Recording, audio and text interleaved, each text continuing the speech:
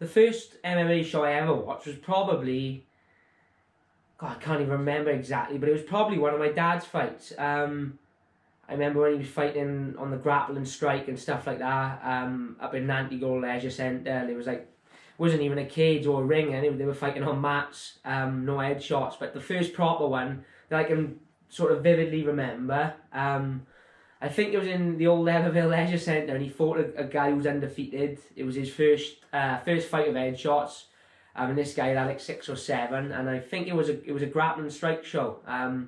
I can remember there's a video on YouTube somewhere. He walks out giving it the Tito Ortiz, waving the Welsh flag about, and there's me and 2 other youngsters from the Falcons gym walking him out to the cage, and I think he ended up winning in the 2nd or 3rd round. I think it was a submission win. So it probably wasn't the exact first one, but that's the first one I can remember in my head. I think I would have been probably 8 or 9 years old. So yeah, it was long before they were even known as MMA events, really. If I wasn't a fighter,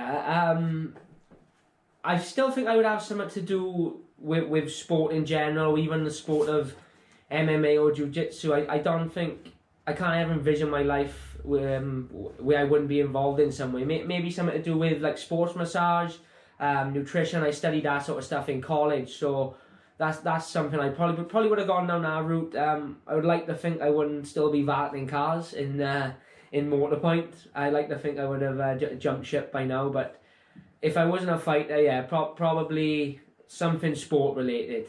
I've never really struggled with motivation, but on when there's days where you're a little bit tired, a little bit hungry, aching, and sort of everyone has those days where you can't really be bothered. Not really not be bothered, but the days where you'd rather stay in bed for an extra hour than get up and go run in the cold, or rather an early night rather than go spa. But on the days that I don't necessarily feel on top of the world, I think I just sort of imagine what my opponent's doing, really. I know it's cliche, but I sort of beat myself up mentally in the sense of if I'm not doing it and he is doing it, then that means he's got an advantage on me for this day. So I try to make sure every single day, no matter how I'm feeling, whether I'm on top of the world or whether I'm tired, whether the last session was an awesome one or whether it was one where I got beat up a little bit, I always try and bring the same sort of attitude and level of motivation to the session, because mentally I try and think you're only as good as your last session. So it sort of motivates me in that sense of even if I am not feeling the best, I still want to get as much out of the session as possible. And if I go there unmotivated and sort of with a negative outlook and a negative attitude, then I've been there before, and it's not a great session. Whereas if you turn up even when you're not feeling the best, but mentally you're switched on and you go there with a sort of positive outlook on it, then they tend to be the best sessions sometimes. Favourite part of being a fighter is the fact that I get to live the dream every day. I don't work your average 9 till 5. I get to train 3 times a day, doing what I love, and obviously fighting at the top level in the world in front of millions of people. Least favourite part is probably the weight cut and the weeks on end of dieting. So probably you ask 9 out of 10 fighters, they're going to say that's their least favourite part as well. With Theo Von, it was a bit of a weird one. I listened to him on the Joe Rogan podcast, and one of the boys, Paul James, said to me, he's got his own podcast. So I started listening to his this past weekend podcast in King and the Sting, and I followed him on Instagram, and randomly he followed me back. I didn't message him or anything like that. I think I reacted to one of his stories or something one day, and then he messaged me on the regular. When I fought in Fight Island, then he got in touch and said he wanted to get me on the King and the Sting podcast. Bit of a weird, I don't know if we can call us friends, but a bit of a weird one really, because I've never met him in person. I only ever spoke to him through message and online. So that's how I met Theo. I didn't seek him out like a crazed fanboy. It was just one of them that sort of happened on his own. I was very lucky with when I first went pro, training full time, because my parents were very supportive. So I came out of university. My mother and father said I had 2 years to train full time and make a go of it. Obviously, I did a little bit of part time work. I did 1 or 2 days a week valeting cars, believe it or not. And I used to do the odd one-to-one like personal training session at our old gym in Blaina. But to be honest, I'm very fortunate, a lot more fortunate than most, that I got parents who were in Parents are ruining him. Take two, because Enzo thought it's acceptable to bark mid-question. But yeah, I was just fortunate to have supportive parents who just looked after me, really. Just let me stay in the house rent-free and bought all my training food and training kit for me. So I'm very fortunate, and I'll never really be able to pay them back, I suppose, for what they did for me for 2 years. But fingers crossed now when I'm a millionaire, hopefully I can get them a nice car, a nice house, something like that. My favourite band other than Oasis, I haven't got many, to be honest. I have phases with music, other than obviously I listen to Oasis and Liam Gallagher flat out, but I have phases. Sometimes I listen to a bit of rap music, and then other times I'm listening to heavy metal.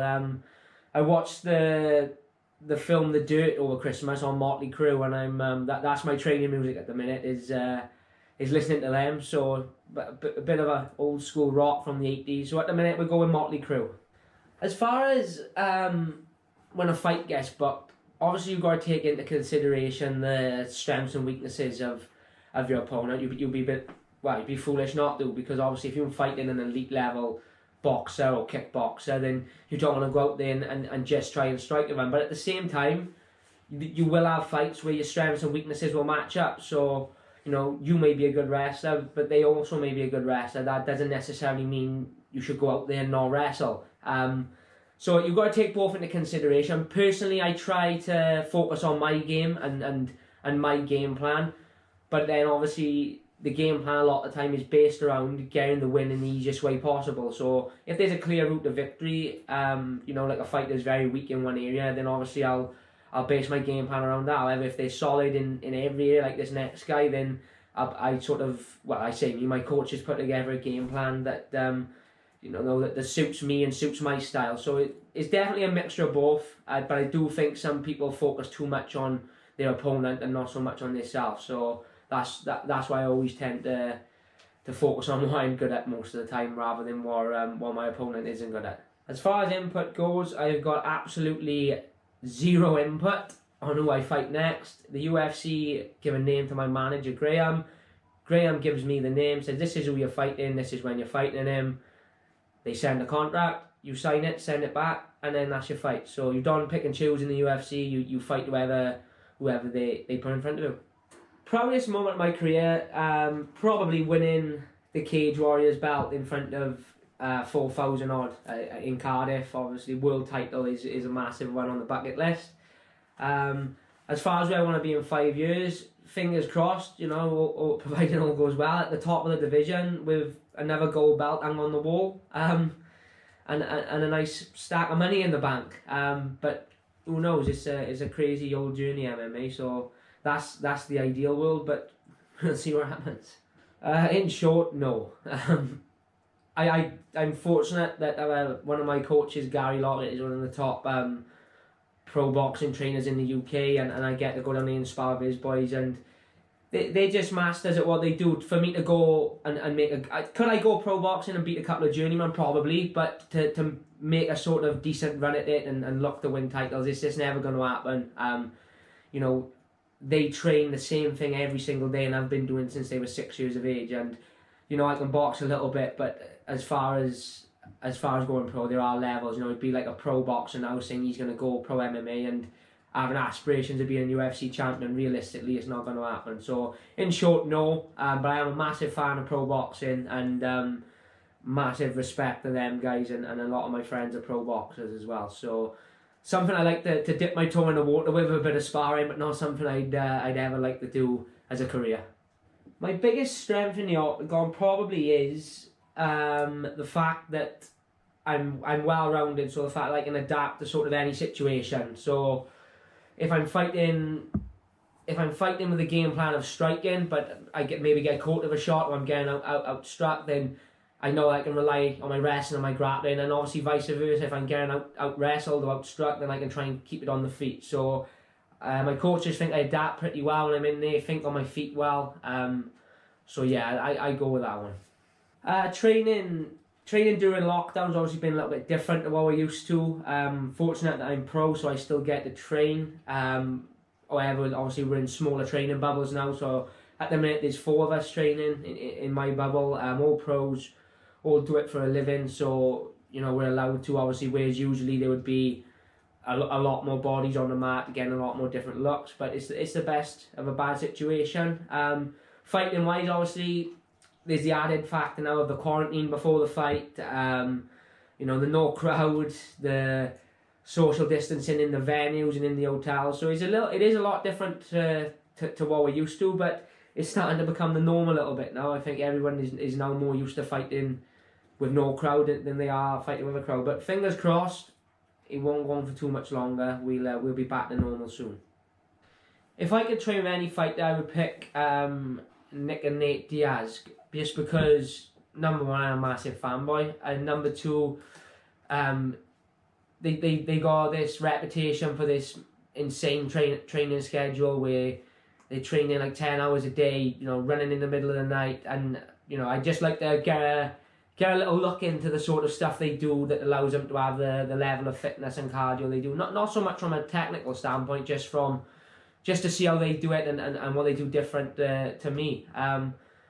If you asked me a couple of years ago, I'd probably say Brett Johns as well. But obviously, I get to train with Brett every single day now, which has been massive for my skill and my training and my progression. So to train with arguably someone who's in the top 10 bantamweights in the world every single day, that's a really high level training for me as well. So at the minute, it would be Nick and Nate. If you would ask me 3 years ago, I'd have said Brett Johns. The toughest part is the diet, really, for me. I'm a little fat kid at that, so I do like to slack on the diet when I'm not in fight camp. So probably the dieting and the weight cut. Also the time away from family and friends can be tough sometimes as well. You know, you do miss out on a lot of events, birthdays, stuff like that. And obviously, you know, when we go away to fight, we're away from our family for a week to 2 weeks at a time, which, you know, can be tough mentally. But yeah, they are the least favourite parts, but obviously there's plenty of positives as well. And nothing worth having comes without sacrifice. I do keep my memorabilia. I've got a little shrine to myself in the house that I'm going to show you now. I've never given my stuff away. I've always kept it. Thought it'd be nice to look back on when it's all said and done. So I'll spin it around. So we got pictures. That's the Fight Island frame, my debut frame, Cage Warriors belt, my Welsh novice vest, the fight that I won the Cage Warriors belt, that's my IMAF medal, a couple of gym awards here that I won, just fight of the year, stuff like that. And then we've got a little bit of fan art. No, that one fan art, that was done for me by Chris Morgan. And then again, some more IMAF stuff here. Pain Pit belt that I won back in 2015. And just some grappling medals. So yeah, a couple of bits and bobs. My old man has got stuff as well that he's held on to, but for the most part, I try and keep the important stuff, frame it up, and maybe can pass it on to the grandkids one day. Right, thanks everyone for watching. Obviously, if you enjoyed the video, like, share, subscribe. Also, we're approaching the... What are you looking at? We're approaching the 500 subscribers mark. When we do hit 500, I'm going to do an Instagram post just to say we've obviously hit the 500. So keep an eye out on there. We'll be giving away the signed UFC hat to the winner. You'll just have to send me proof that you subscribe to the channel, comment on the post, and we'll get out to you as soon as. So the quicker you get people subscribing, the quicker you could potentially win the signed hat. So thanks again, and we'll catch you next week.